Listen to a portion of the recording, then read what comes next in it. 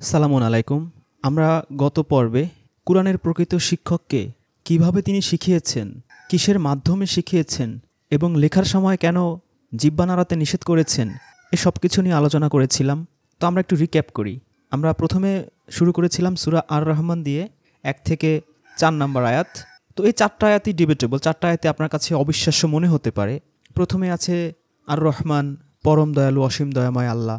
তো আল্লাহ যে পরম দয়ালু, এটা আপনার কাছে কনফিউজিং মনে হতে পারে যে আমাকে পাঠালো গরিবের ঘরে, সায়েমসো ভান আনবিরে পাঠালো 1000 কোটি টাকার মালিক বসুন্ধরা কোম্পানির মালিকের ঘরে, আমার উপর কি দয়া করলো, আমাকে বানালো কেমন দেখতে, কেমন আমি, শাকিব খান দেখতে কত সুন্দর, ঐশ্বরিয়া দেখতে কত সুন্দর, আমার উপর কি দয়া করলো, হইলাম গরিবের ঘরে, দেখতেও ভালো না, আর্থিক অবস্থাও সুবিধার না।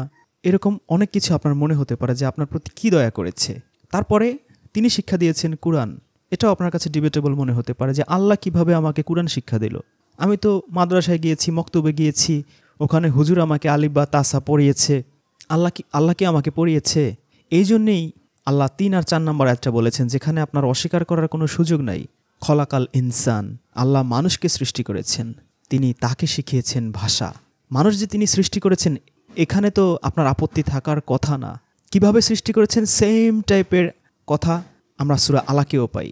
সেই আলাক শুরুও হয়েছে মানুষ সৃষ্টি করেছেন সেই কথা দিয়েই, পড়ো তোমার রবের নামে যিনি সৃষ্টি করেছেন।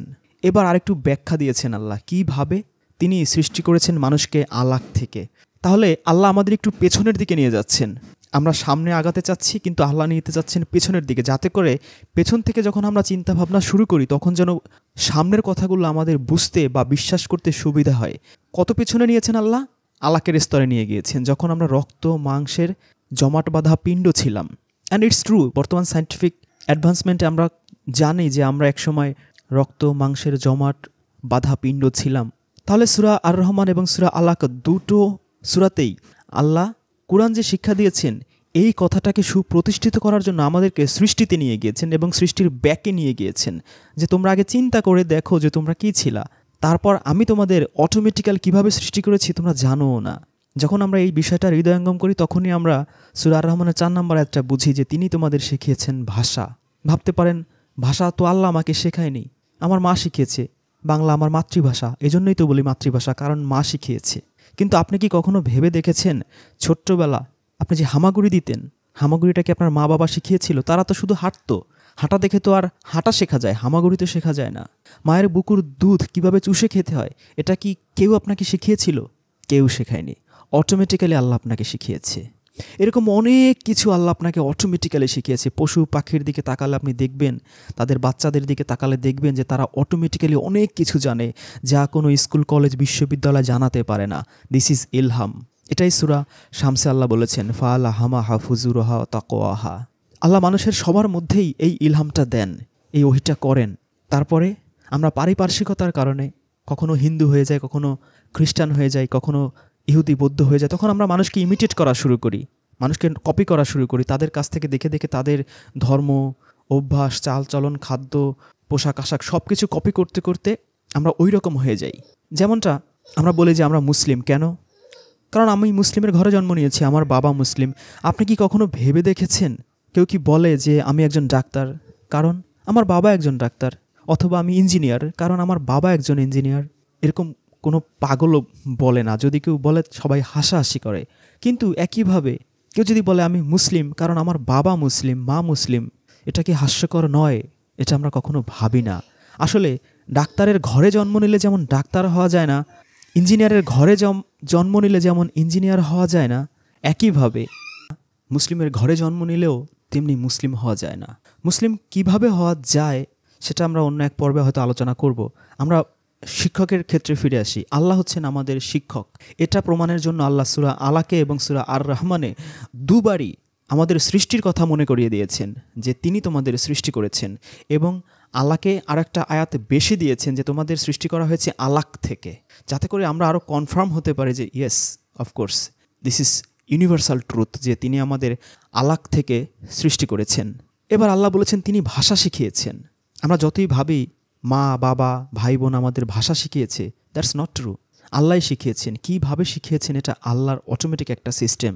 কারণ অনেক ঘরে দেখবেন যে বাবা মা সবাই কথা বলতে পারে, কিন্তু সন্তান বোবা হয়ে গেছে, সে কথা বলতে পারে নাই। ওই যে ক্ষমতা, পারিপার্শ্বিকতা, ইন্টেলিজেন্স, সব কিছু আল্লাহ প্রদত্ত। সূরা আলাকের সবচেয়ে গুরুত্বপূর্ণ যেই আয়াতটা, সেটা হচ্ছে 4 নম্বর আয়াত, আল্লাজি আল্লামা বিল কলাম। আল্লাহ কলমের মাধ্যমে শিক্ষা দিয়েছেন। এই আয়াতের ব্যাখ্যায় আমরা গত পর্বে জেনেছিলাম যে কলমের মাধ্যমে কিভাবে আল্লাহ শিখিয়েছেন। আপনি একটা স্কুলে বা কলেজে বসে আছেন, টিচার আসলো, গণিত টিচার, তো সবাই খাতা কলম বের করো, আমি অঙ্কটা লিখব, তোমরা জাস্ট উঠাবা, উঠানো শেষ হবে, তারপর আমি কোন লাইনের পরে কোন লাইন কিভাবে হলো আমি বুঝিয়ে দেব, তোমরা জাস্ট লিখতে থাকো।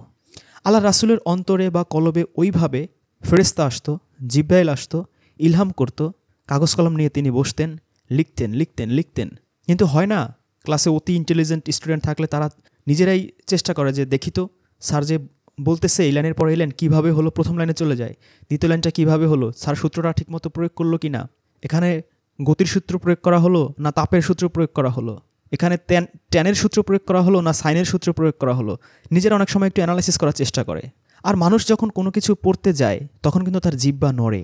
এ কারণে আল্লাহ সূরা কিয়ামায় 16 নম্বর আয়াতে নিষেধ করেছেন আল্লাহর রাসূলকে যে তুমি এই জিহ্বা নাড়বা না।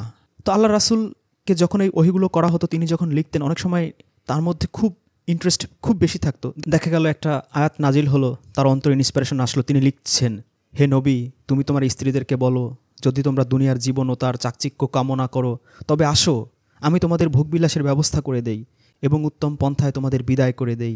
হে নবী পত্নীরা, তোমাদের মধ্যে কেউ প্রকাশ্যে অশ্লীল কাজ করলে তার দ্বিগুণ শাস্তি দেয়া হবে, তোমরা তোমাদের গৃহে অবস্থান করো। স্বাভাবিক এই যখন তিনি লিখছেন মাথায় আসছে যখন সব মেয়েরা রাস্তায় ঘাটে চলবে, ফিরবে, ঘুরবে, বাজারে যাবে, বন্দরে যাবে, আমার স্ত্রীরা ঘর থেকে বের হতে পারবে না, এরকম একটা কথা যদি আমি বলি কালকে তাদের রিয়াকশনগুলো কী হবে, এরকম অনেক চিন্তাভাবনা তার মাথায় আসাটাই স্বাভাবিক। এই জন্য তিনি লিখছেন তো লিখছেন, কিন্তু তার ব্রেন ওইদিকে কাজ করছে, তিনি আবার পড়তে চাচ্ছেন যে আসলে কি লিখলাম আমি। অথবা আয়াত নাজিল হলো, হে মুমিনগণ, তোমরা নবীর ঘরসমূহে প্রবেশ করো না যতক্ষণ না তোমাদেরকে অনুমতি দেওয়া হয় খাদ্য গ্রহণের জন্য, আগে ভাগেই এসে পড়ো না, খাদ্য প্রস্তুতির জন্য অপেক্ষা করে যেন বসে থাকতে না হয়, তবে তোমাদের ডাকা হলে তোমরা প্রবেশ করো, তারপর তোমাদের খাওয়া হলে তোমরা চলে যাও, কথাবার্তায় মশগুল হয়ে যেও না, তোমাদের এই কাজ নবীকে কষ্ট দেয়, সে তোমাদেরকে উঠে যাওয়ার জন্য বলতে লজ্জা বোধ করে, আল্লাহ সত্য বলতে লজ্জা বোধ করেন না। তোমরা যখন তার স্ত্রীগণের নিকট কোনো কিছু চাও তখন পর্দার আড়াল হতে তাদের কাছে চাও, এটাই তোমাদের ও তাদের অন্তরের জন্য পবিত্রতর। তোমাদের জন্য আল্লাহর রাসূলকে কষ্ট দেওয়া সঙ্গত নয়, আর তার মৃত্যুর পর তার স্ত্রীগণকে বিয়ে করাও তোমাদের জন্য কখনো বৈধ নয়। আল্লাহর দৃষ্টিতে এটা মহা অপরাধ। স্বাভাবিক এই ধরনের আয়াত নাজিল হলে তিনি তো চাইবেন যে কী লিখলাম আমি, এগুলো কালকে আমি কিভাবে বলবো, বা মাথায় বিভিন্ন ধরনের টেনশন চলে আসতো, কারণ এগুলো তো তাকে পরের দিন বা সকালে সবাইকে শোনাতে হবে। এ কারণে তিনি বারবার দেখা যেত লিখতেছেন, ওই প্রথম দিকে গিয়ে প্রথম লাইন, দ্বিতীয় লাইন, তৃতীয় লাইন, ওইভাবে গিয়ে আবার জিহ্বা নেড়ে পড়তে চাচ্ছেন যে কী লিখলাম আমি, কী লিখলাম। আল্লাহ বলছেন যে না, তুমি শুধু কি বলা হচ্ছে ওই লিখতে থাকো, লেখা কমপ্লিট করো। আবার কখনো তিনি এরকম ভাবতেন যে আজকে যে এই 10টা আয়াত নাজিল হলো, এই আয়াতটা কোন সূরার মধ্যে যাবে, কি সূরা বাকারার মধ্যে যাবে, না সূরা বনী ইসরাঈলের মধ্যে যাবে, না সূরা গাশিয়ার মধ্যে যাবে, কোথায় যাবে, কি প্রথম দিকে যাবে না মাঝখানে যাবে না শেষের দিকে যাবে, কোন সাইডে যাবে, বিভিন্ন চিন্তাভাবনা আসাটাই স্বাভাবিক। এই জন্য সূরা কিয়ামাতে 17 নম্বর আয়াতে আল্লাহ তাকে বলে দিচ্ছেন যে এগুলো জমা করা, স্টেপ বাই স্টেপ সাজানো গোছানো জমা করা সব কিছু আমারই দায়িত্ব। সো ডোন্ট টেনশন, রিল্যাক্স, তুমি শুধু যা বলা হচ্ছে সেটার অনুসরণ করো, তারপরে এর ব্যাখ্যা কি, বিশ্লেষণ কি, তাফসির কি, তাও আমি তোমাকে শিখিয়ে দেব। এখন এইটা ধরে আবার ভাববেন না যে এর ব্যাখ্যা বিশ্লেষণ সেগুলো আল্লাহ গোপনে শিখিয়ে দিচ্ছেন, গায়রে মতলু ওহির মাধ্যমে এই বুখারী তিরমিজি সেই হাদিস দিয়ে সেগুলোর ব্যাখ্যা আমরা সেখানে পাবো না। আল্লাহ কিভাবে ব্যাখ্যা করেছেন, কোথায় আছে, তাও আল্লাহ বলে দিয়েছেন। 10 নম্বর সূরার 37 নম্বর আয়াতে গেলেই আপনি পাবেন। আল্লাহ বলছেন, এ কুরআন আল্লাহ ছাড়া অন্য কারো রচিত নয়, এটা তো সেই কিতাবের সত্যতা প্রমাণকারী যা এর পূর্বে নাজিল হয়েছে। এর পূর্বে কি নাজিল হয়েছে তার উত্তর আপনি পাবেন সূরা আল ইমরানের 3 আর 4 নম্বর আয়াতে, যে এর পূর্বে কি নাজিল হয়েছিল, যে তাওরাত, ইনজিল, ফুরকান, এসব উত্তর দেওয়া আছে সেই সূরা আল ইমরানের 3 ও 4 নম্বর আয়াতে। তাহলে আল্লাহ কি বলছেন যে এটা আল্লাহ ছাড়া অন্য কারো কর্তৃক রচিত নয়, আর পূর্ববর্তী যত কিতাব আছে তার সত্যায়নকারী, এবং বিস্তারিত ব্যাখ্যাকৃত কিতাব। মানে আল্লাহ বলেই দিচ্ছেন যে এই কিতাবটা হচ্ছে এমন কিতাব যা বিস্তারিত ব্যাখ্যাকৃত। ধরুন একটা বাংলা বই, তার প্রথম পৃষ্ঠায় লেখা আছে যে তোমাদের কোনো গাইড বই, নোট বই দরকার নেই, এখানে যতগুলো বিষয় আছে তার বিস্তারিত ব্যাখ্যা, ডিটেলস, অ্যানালাইসিস এই বইটার মধ্যেই আছে। দেখা গেল অন্য একটা কোম্পানির বইতে আছে যে শৈবাল দিঘিরে বলে উচ্চ করি শির, লিখে রেখো এক ফোঁটা দিলেম শিশির, শুধু এতটুকুই লেখা। তো এর ব্যাখ্যা ভাব সম্প্রসারণ কোথায় পাবে? বাচ্চাদের এখন গাইড বই কিনতে হবে যে শৈবাল দিঘিরে বলে উচ্চ করি শির, লিখে রেখো এক ফোঁটা দিলেম শিশির, অথবা স্বাধীনতা অর্জনের চেয়ে স্বাধীনতা রক্ষা করা কঠিন। ডিটেলস তো দেয়া নাই। অথবা একটা গণিত বই, শুধু দেয়া আছে এর মান 5 হলে বি এর মান 10 হলে a মাইনাস বি হোল স্কোয়ারের মান কত, শুধু অতটুকুই লেখা। তাহলে এর উত্তর কিভাবে একটা বাচ্চা বা একটা ছেলে বা একটা মেয়ে জানবে? তার স্বাভাবিক একটা গাইড বই বা নোট বই কিনতে হবে। কিন্তু যদি তার বইটাই এমন থাকে যে তাতে যতগুলো প্রশ্ন আছে সবগুলোর উত্তর সাথে সাথেই দেওয়া আছে এবং প্রতি লাইনের পাশে টিকা দেওয়া আছে, পয়েন্ট আকারে বা নোট আকারে লেখা আছে যে এই পরে এই লাইনটা এই কারণে হলো যে এখানে এই দ্বিতীয় লাইনে কিউবের সূত্র ব্যবহার করা আছে, তৃতীয় লাইনে হোল স্কোয়ারের সূত্র ব্যবহার করা আছে, চতুর্থ লাইনে a মাইনাস বি হোল কিউবের সূত্র ব্যবহার করা হয়েছে, অথবা স্বাধীনতা অর্জনের চেয়ে স্বাধীনতা রক্ষা করা কঠিন, এটার ভাব সম্প্রসারণ তারপরেই বিস্তারিতভাবে লেখা আছে। তাহলে ওই ধরনের বইকেই বলা যায় যে বিস্তারিত ব্যাখ্যাকৃত একটা বাংলা ব্যাকরণ বই বা বিস্তারিত ব্যাখ্যাকৃত একটা গণিত বই। আল্লাহ পাক সেম একই দাবি করছেন সূরা ইউনূসের ৩৭ নম্বর আয়াতে যে এটা হচ্ছে বিস্তারিত ব্যাখ্যাকৃত কিতাব। এতে কোনো সন্দেহ নেই জগৎসমূহের প্রতিপালকের নিকট হতে নাজিলকৃত। তাহলে সূরা নাহলের ৮৯ নম্বর আয়াতেও আল্লাহ একই কথা বলেছেন যে তারা তোমার কাছে এমন কোনো প্রশ্ন নিয়ে আসে না যার সুন্দর সমাধান, চমৎকার ব্যাখ্যা আমি তোমাকে এখানে দান করিনি। আল্লাহ সব কিছুই সুন্দর চমৎকারভাবে ব্যাখ্যা বিশ্লেষণ করেই এই কিতাবটা নাজিল করেছেন। রাসূলের কাজ কী ছিল? শুধু যে ওহী করা হচ্ছে, নাজিল করা হচ্ছে, তিনি শুধু লিখবেন আর লিখবেন। এরপরে এগুলো জমা করা, যেটা আমরা সূরা কিয়ামার ১৭ নম্বর আয়াতে দেখেছি জমা কথাটা আছে, এগুলো সব আল্লাহ স্টেপ বাই স্টেপ সাজানো গোছানো সব কিছু আল্লাহরই দায়িত্ব। এগুলো নিয়ে রাসূলের টেনশনও করার দরকার নেই যে কোন সূরার পরে কোনটা যাবে, কিভাবে যাবে, কি হবে না হবে, এভরিথিং আল্লাহ শিখিয়ে দেবেন। এখন তিনি যে নিজের হাতে লিখতেন, এই কলমের সাহায্যে যে আল্লাহ শিখিয়েছেন, সূরা আলাকের ৪ নম্বর আয়াতে যে আল্লাহ বলেছেন, এটা এখনকার মুশরিকরা বিশ্বাস করে না, কিন্তু তখনকার পৌত্তলিক, কাফের, ইহুদি, খ্রিস্টান, মুশরিক সবাই বিশ্বাস করত যে আল্লাহ রাসূল নিজেই এই কিতাব লিখতেন। কি দুর্ভাগ্য আমাদের যে এখনকার মুসলিম নামধারী মুশরিকরা বিশ্বাস করে না। কুরআনে অজস্র আয়াত আছে এই সম্পর্কে যে তিনি নিজের হাতেই এগুলো লিখতেন এবং শোনাতেন। সূরা আনামের ১০৫ নম্বর আয়াতে এভাবে আয়াতগুলো বিভিন্নভাবে বর্ণনা করি, ফলে ওরা বলে তুমি উহা পড়ে নিয়েছ, অথচ আমি তো সুস্পষ্ট রূপে বর্ণনা করি জ্ঞানী সম্প্রদায়ের জন্য। সূরা জুমার ২ নম্বর আয়াতে তাদের নিকট তারা আয়াত পড়ে শোনায়। সূরা দুখানের ১৪ নম্বর আয়াতে আল্লাহ বলছেন, অতঃপর তারা তাকে অমান্য করে বলে সে তো শিক্ষিত পাগল। আল্লাহ রাসূলকে তারা শিক্ষিত পাগল বলতো। মুআল্লামুন মাজনুন।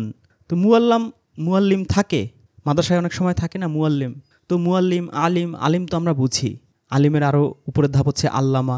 তো আল্লামা, আলেম এরা কি কখনো অশিক্ষিত লোক হয় যে পড়ালেখাই জানে না? অনেক পড়ালেখা করলে তাকে আল্লামা বলা হয়, আলেম বলা হয়। তো আল্লাহ রাসূলকে ওরা এরকম আলেম বলতো, আল্লামুন মাজনুন। কেমন আলেম, কেমন শিক্ষিত বলতো? মাজনুন আলেম বলতো, যে শিক্ষিত পাগল বলতো তাকে। কাফের মুশরিকরা পর্যন্ত তাকে শিক্ষিত এই স্বীকৃতি দিয়েছিল যে তিনি শিক্ষিত ছিলেন, শিক্ষিত পাগল বলতো তাকে। সেখানে আমরা তাকে শিক্ষিত স্বীকৃতি দিতে চাই না, আমরা বলি তিনি নিরক্ষর মূর্খ ছিলেন। অথচ পরিষ্কার আল্লাহ বলে দিয়েছেন যে তারা তাকে শিক্ষিত পাগল বলতো, আলেম বলতো, আল্লামা বলতো, তবে মজনুন আল্লামা, মজনুন আলেম। সূরা আনকাবুত আয়াত ৪৫, তোমার প্রতি যে কিতাব ওহী করা হয়েছে তা থেকে তেলাওয়াত করো। পরিষ্কার কথা, যে কিতাব ওহী করা হয়েছে তা থেকে তেলাওয়াত করতে বলছেন আল্লাহ। সূরা ফুরকান আয়াত ৫, তারা বলে এগুলো তো প্রাচীনকালের উপকথা যা সে লিখে নিয়েছে, এগুলো সকাল সন্ধ্যায় তার কাছে পাঠ করা হয়। এখানেও আমরা একই ধরনের কথা পেলাম যে কাফের মুশরিকরা বলতো যে এগুলো তিনি লিখে নিয়েছেন। এখানে আরবিটা খেয়াল করুন, আকতাতা বা হা মানে লিখে নেয়া, নিজেই লিখে নিয়েছেন। তারা জানতো যে আল্লাহ রাসূল নিজে এগুলো লিখেছেন, তারা বিশ্বাস করত। কাফের হয়ে মুশরিক হয়ে আর আমাদের বিশ্বাস করতে খুব কষ্ট হয়। তারা টিটকিরি করতো যে সকাল সন্ধ্যায় তাকে কেউ একজন এগুলো শেখায় আর তিনি এগুলো লিখে নেন, আকতাতাবা করেন। এবং আমরা আলাকে দেখলাম যে তিনি কলম দিয়েই লিখতেন। সূরা আনকাবুত আয়াত 48 আল্লাহ বলছেন, তুমি তো এর পূর্বে কোনো কিতাব পাঠ করোনি এবং নিজের হাতে কোনো কিতাব লেখোনি। খেয়াল করুন আরবিটা, খেয়াল করুন অনুবাদগুলো। আল্লাহ বলছেন তুমি তো এর পূর্বে কোনো কিতাব পাঠ করোনি এবং তোমার নিজের হাতে লেখোনি। তার মানে কি, এর পূর্বে কোনো কিতাব আল্লাহ রাসূল লেখেননি, এই ফার্স্ট তিনি লিখছেন, এই প্রথম তিনি লিখছেন। কোন হাত দিয়ে লিখতেন? সূরা হাক্কা পড়লে আপনি দেখবেন যে আল্লাহ রাসূল কোন হাত দিয়ে লিখতেন। তিনি লিখতেন ডান হাত দিয়ে। এজন্যই আল্লাহ তাকে হুমকি দিয়েছেন যে আমি তাকে ওহী করিনি, তেমন কিছু যদি সে লিখত তার ডান হাত আমি চেপে ধরতাম। যদি তিনি নিজে না লিখে অন্য কাউকে দিয়ে লেখাতেন তাহলে আল্লাহ ডান হাত চেপে ধরার কথা কেন বললেন? তাহলে তো আল্লাহ বলতেন যে যাদের দিয়ে তুমি লেখাচ্ছ তাদের ডান হাত আমি চেপে ধরতাম। মানে কতটুকু ননসেন্স হলে, কতটুকু কাণ্ডজ্ঞানহীন, বিবেকবোধ জলাঞ্জলি দিলে একটা মানুষ এরকম পরিষ্কার আয়াত থাকার পরও বলতে পারে যে আল্লাহর রাসূল পড়ালেখা জানতো না, লিখতে জানতো না, পড়তে জানতো না, অন্যদের দিয়ে লেখাতো, অন্যদের দিয়ে পড়াতো। মানে কত বড় অভিশপ্ত এই মুশরিকরা, যে আল্লাহ বলেছে না যাদের এই তাকওয়া নেই, আল্লাহর ভয় নেই, তারা যখন কুরআনের আয়াত শোনে তাদের কানে আল্লাহ পর্দা দিয়ে দেয় যাতে তারা বুঝতে না পারে। এরা হচ্ছে সুম্মুন বুকমুন উম্মুন, শুনলেও শুনবে না। যতই আপনি এদের কুরআনের আয়াত দিয়ে এরকম বলেন এদের মাথায় ঢুকবে না। এদের কানে আল্লাহ ওইরকম সিল দিয়ে দিয়েছেন, অন্তরে মোহর মেরে দিয়েছেন। কত চমৎকার পরিষ্কারভাবে আল্লাহ বলছেন যে যদি সে আমার নামে লিখত আমি তার ডান হাত চেপে ধরতাম। এই আয়াত পড়েও কি তারা বোঝে না যে তিনি অন্য কাউকে দিয়ে লেখাতেন না, তিনি নিজের ডান হাত দিয়ে লিখতেন? মুশরিক বাহিনী 2 নম্বরে হাদিস দিয়ে পুরো ইসলামটাকে ধ্বংস করে কুরআনের সৌন্দর্য থেকে লক্ষ লক্ষ মানুষকে কিভাবে বঞ্চিত করা হচ্ছে।